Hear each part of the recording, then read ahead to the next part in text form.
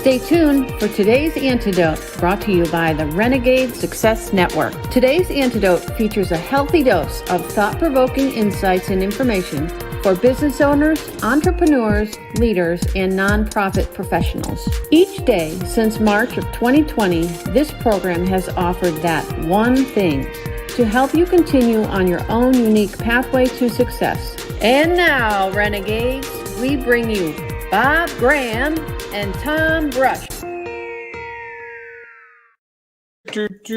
Happy ho. Hold on. Wait a second. Come there on. we go. Kind of feels disconnected. For those of you watching or listening to the podcast, normally Tom shows us and I do my do and move my arms back and forth in some weird drummer way. But Tom today decided to hit the wrong button. So that's what you just didn't observe, but you heard. And we apologize for that. We have glitches. That's what's real for today. That is what is real for today. There is no doubt about that. We're still figuring this out every day. No, we've got to figure it out. It's just that sometimes things don't go the way we planned. Good lesson. Wow. That's what's real for us, and real for all of us, is that yes, we can have the best intentions, and yet other things come into play.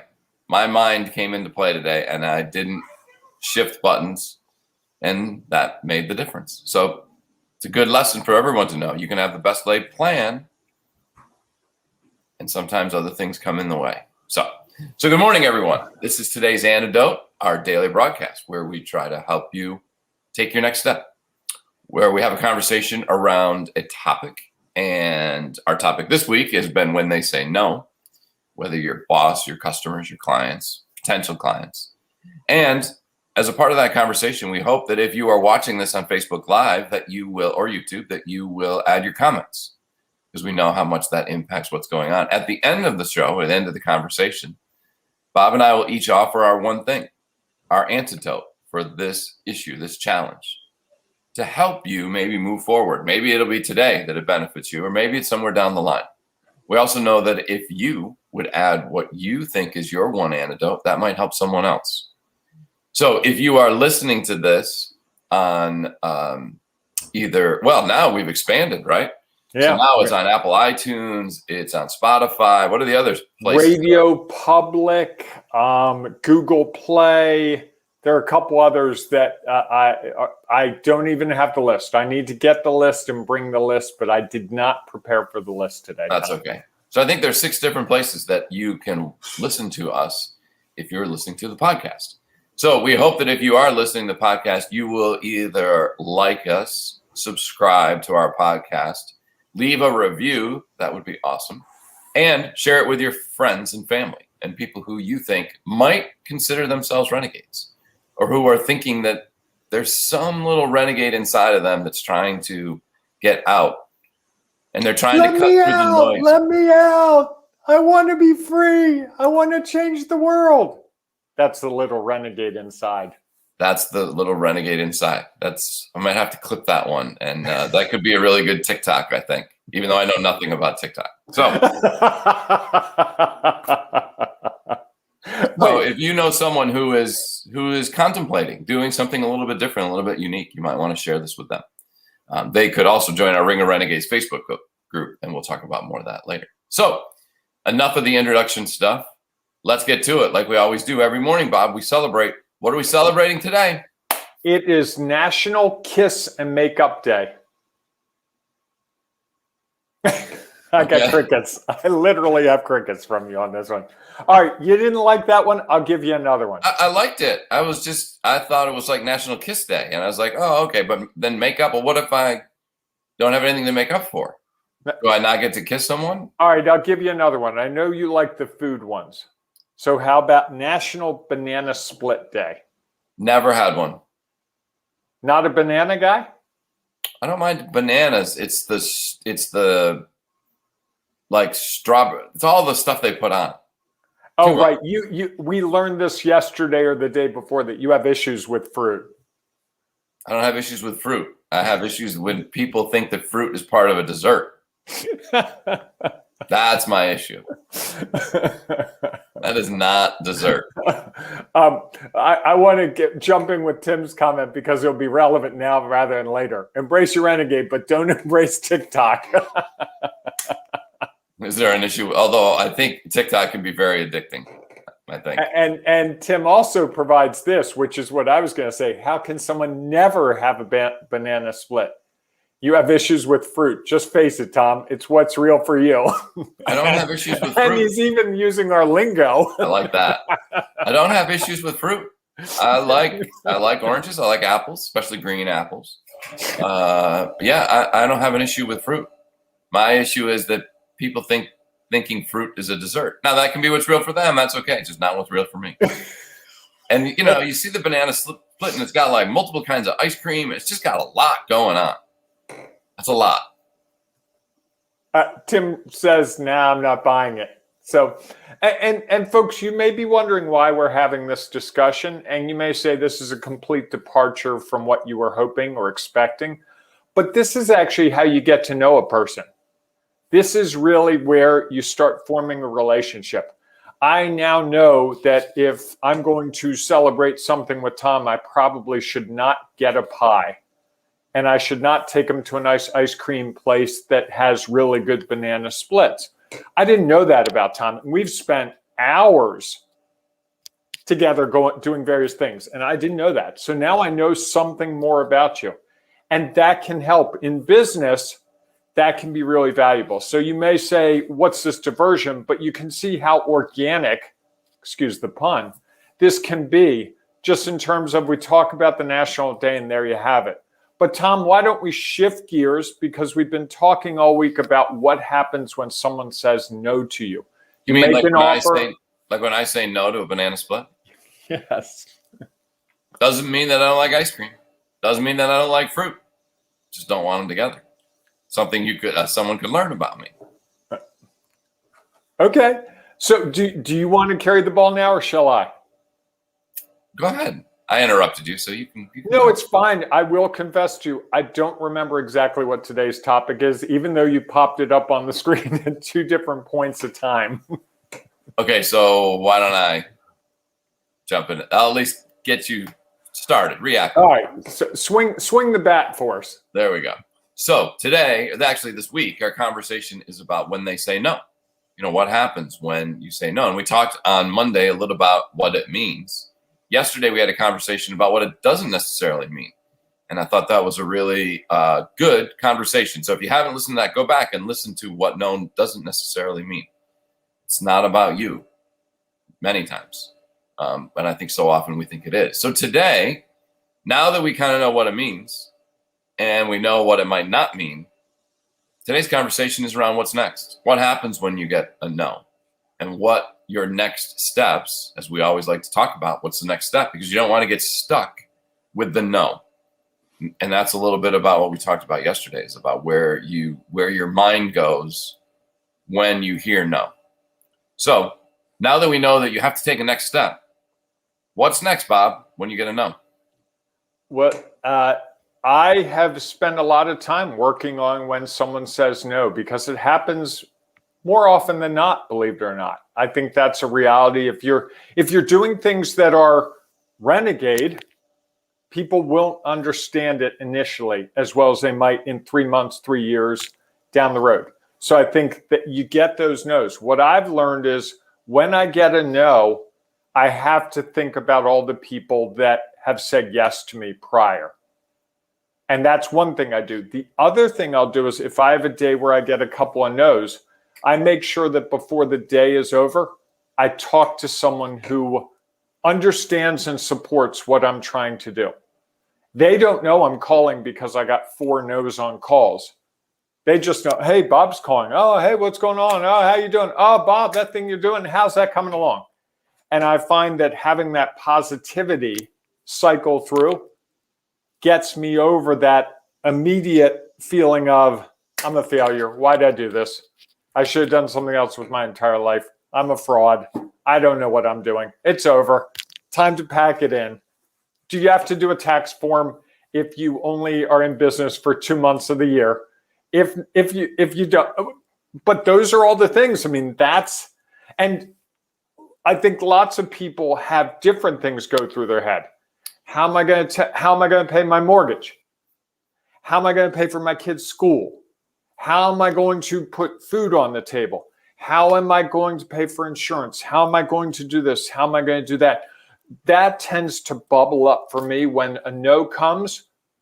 It sends me on the path downward, and I have to really work hard to overcome that as quickly as possible. And Tim says, let me jump in. For me, when I get a no, I tell myself that the no is situational, not a long-term thing. I stay in touch, let them know I am available, and plan for the next time an opportunity comes up when I can get a yes. I mean, it's interesting. And I agree with what Tim has to say. And I understand exactly what you're saying. I think that thought process can easily go through people's head. I want to switch it over a little bit. Sure. Because I think, and not that this is wrong. But we do need to acknowledge that thought process, right? That does happen. And it's not atypical, and it doesn't mean you're not a renegade. It doesn't mean you're not doing great work. I can openly admit those thoughts go through my head, and I have to deal with them. If I don't acknowledge that they exist, it's going to further slow me down, because that can cycle into, oh, everything's wrong. Of course. Right? Absolutely. It becomes the tornado. So I just want to make sure before the tornado comes, I'm putting up my shutters and all that stuff so that that tornado doesn't blow through the house of Bob's mind, because it loves to go through there and it can wreak some serious damage. I completely understand that. And I would say that I have those thoughts as well, as I'm sure many people do. And one of the things about that is that's thinking about, how does this impact you? I like to try to think about, how is it impacting them? Because that allows me to stay away from those thoughts, or try to stay away from some of those thoughts. If I start to think about, okay, well, why might they be saying no? And, yes, you can just take no and move on. Or you can try to figure out what the challenge is. What's the reason? And I wrote about this in LinkedIn yesterday, is it's as much of them saying no to themselves as it is to them saying more than saying no to you. And what is behind that? So sometimes I like to ask people, like, okay, what was there? Is it pricing? Is it timing? Is it, and what's interesting is that while all of those are true and can be what that person is really feeling, many times there's other things behind it. Pricing could be priority. We talked yesterday about me going in and buying clothes and how I stand around and look and whatever. And my mind might be saying it's too expensive. Probably what's really behind that is, I don't really need it right now. It's not a priority. Because typically I'm not looking at things that are hugely expensive. Maybe it's a dress shirt, and it's not, we're not talking about thousands and thousands of dollars. Now that you have those polos, Tom, you don't need any other shirts. I don't need any. Good. Correct. And the polos are a good example. I mean, I looked at the price, and I knew, because they were going to be embroidered, they were going to be a little more expensive. It would have been very easy, because of price, to say no. And I really felt that they were going to make a difference. It was a solution to a challenge that we were facing. And so the priority to get 2 for me and 2 for you was more important, and had more value to me than the cost. And I think oftentimes when we get a no, or when someone says no, it's easy to say no. It's hard to say yes sometimes to yourself. And it's easy to say no and blame it on things like, I don't have enough time. It's too expensive. I need to talk to someone else about it. All true. I love Tim's comment. Did you see Tim's comment? Must be nice to have cool polo shirts. he really wants a polo shirt, Tom. That's Bob's payment for all the time spent doing today's Antidote stuff, and mine. That's our payment at the moment. Wow. So I just think that there are sometimes many other reasons behind people's no. And sometimes I think it's our role as the leader, as the owner, as the person providing the goods or services, to explore that. and try to figure out what's behind the no. Is it price, or is it, maybe they don't see the value. Maybe they haven't created the priority, or they haven't looked at the priority of something else. I did a great exercise with, it was a great tactic, and I'm not sure it works with everyone, but it was an interesting exercise to go through with my coach. And they were talking about, well, what happens when you have high ticket offer or any ticket offer and somebody says it's too expensive? Okay, that just means that they don't have enough pain. There's not enough priority in that for people to act to get it done. And so I think sometimes we have to explore that. Sometimes they say don't have enough time. That means they just haven't prioritized that. We have time, right? You say, well, I don't have time for coaching. I don't have time to go to this workshop. I don't have time to figure out this piece of equipment that I've been given, this software that my company has provided. I don't have time. You have the time. You just have to prioritize the time for that piece.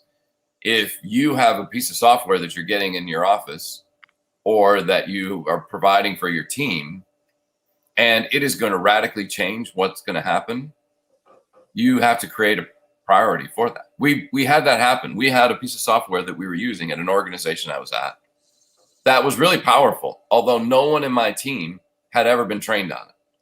And so we were using about 5% of its capacity and complaining that this piece of software didn't work, where it wasn't going to really be valuable. So we should look for something else. Well, once we prioritized and said, hey, there is more to this than we think, we went and got trained. We spent time making sure that everybody on the team understood the value and the process so that it was easier to use. And when we prioritized that time, even though we had a million other things we could have been doing, the end result was that piece of software was very powerful and dramatically changed how we were able to connect and engage with people in a monumental way. And so if we had never prioritized that and just said, we're saying no to this software because we don't think it works, nobody likes it, all those other reasons that people said no, we would have been missing out and probably cost the university a lot more money to bring in a whole new system that we still would have had to been trained on, still would have had to learn, still would have had to allocate time for. And I think sometimes that's some of the process that we go through is, where does this fit in my priority? So when you hear that no, sometimes you can explore, what does that really mean for the person? Why is it that they are saying no?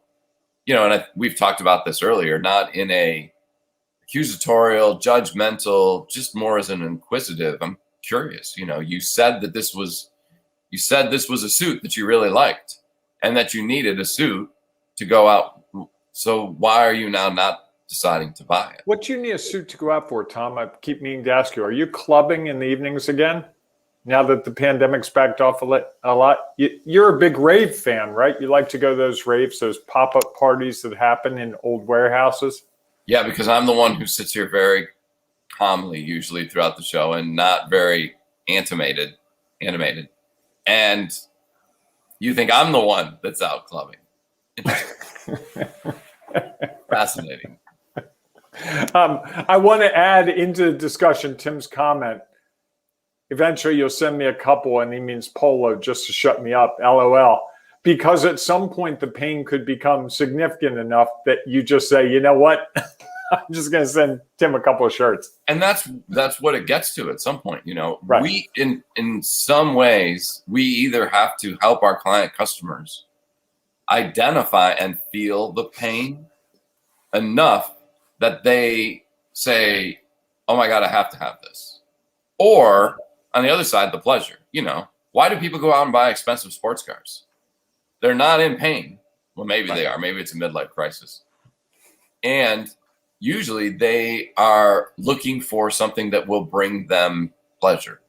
So in that case, the salesperson is like, hey, think how great it would be.